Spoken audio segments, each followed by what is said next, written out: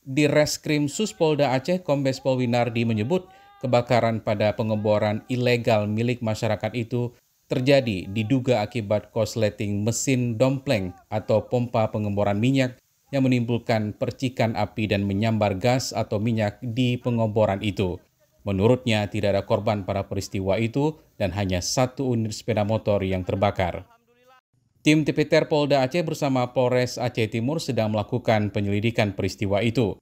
Polisi selama ini sudah melakukan penegakan hukum terhadap pelaku pengeboran minyak tradisional milik masyarakat di bekas tambang Pertamina. Namun faktor ekonomi masyarakat, peristiwa itu kembali terjadi. Nah, kita sudah kirimkan tim Tipiter ke lapangan bersama dengan Polres. Saat ini kita lagi melakukan pendataan terkait dengan berapa jumlah keluasan yang terbakar, kemudian kita mitigasi sebagai tidak terjadi lagi kebakaran.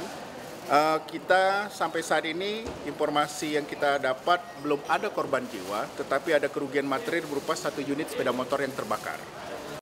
Kepolisian sudah meminta kepada pemerintah maupun Pertamina untuk mencari solusi adanya pertambangan minyak tradisional yang dikelola masyarakat di Aceh Timur di bekas tambang Pertamina itu agar peristiwa tersebut tidak terulang kembali. Mustajab, Kompas TV, Banda Aceh.